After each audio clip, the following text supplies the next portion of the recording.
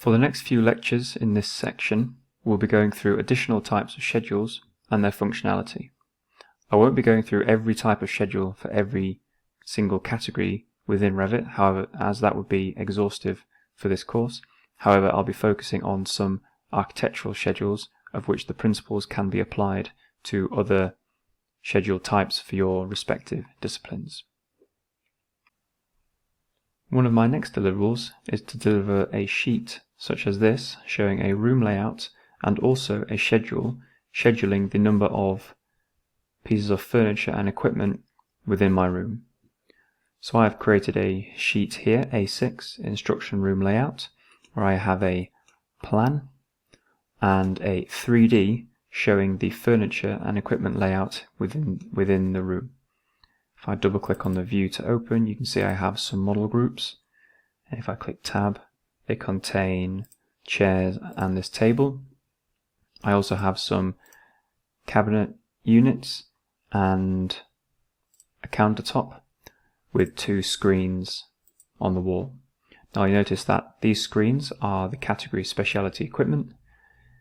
These cabinets are casework, and these chairs and table are furniture. So I need one schedule to be able to list all of these items. So to do that, I can use what's called a multi-category schedule. So I can go to the View tab, Schedules, click on Schedules and Quantities, and you'll see at the top here it says multi-category schedule. So I can then give this a name, schedule, and I'll just call this schedule instruction room, phase new construction.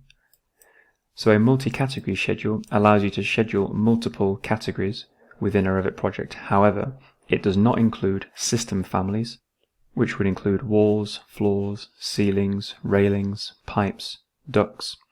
You also cannot schedule masses, and you also cannot schedule areas. So just be careful if you wish to schedule items, you would have to make separate schedules for your walls, your ceilings, etc. So within the Fields tab, you can see I can actually schedule the category if I wanted to. So I'm just going to add this parameter. I also want to add the description. I also want to add the count because I want to know what the count of my actual number of elements is within the room. And I also want to be able to filter out the room number. So from the drop down, I can actually select available fields from room. I can get the room number, which is the 105 within the room tag here. Add this to the schedule, move this to the top. I can then use the filter in the next tab to filter by room number equals 105. So that will only show me the equipment and furniture within room number 105. I'm then going to sort by the description. I'm going to untick itemize every instance. I'm then going to go to the formatting. I'm going to hide the room number. I'm also going to calculate totals for the count so that it will sum up the total number. So I can then click OK. And you can see here that I have a description and a count of the number of classroom chairs, and this is the category. So you can see here this lists the Revit category that these elements are.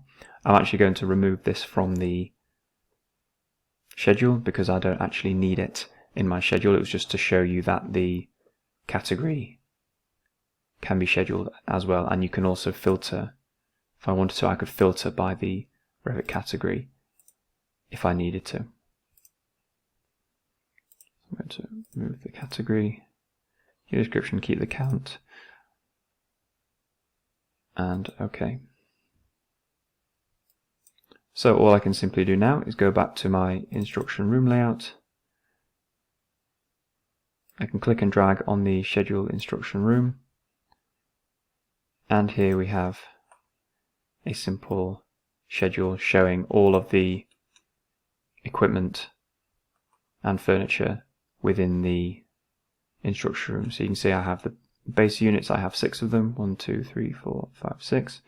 I have 1 countertop, 36 chairs, 6 rectangular tables, 2 doors, and a wall-mounted whiteboard. If I wanted to remove the doors from the schedule, I can simply double-click into the schedule to open it, go to Fields, go to add the category back in to the schedule fields, filter, and category does not equal, I'll have to find doors because this list is not in order, doors down at the bottom, go to my formatting, click on category, make sure category is hidden, as I don't want it to appear as a column here. Click OK, and you can see it's now removed the doors from the schedule. Go back to my sheet and you can see that the schedule has updated here.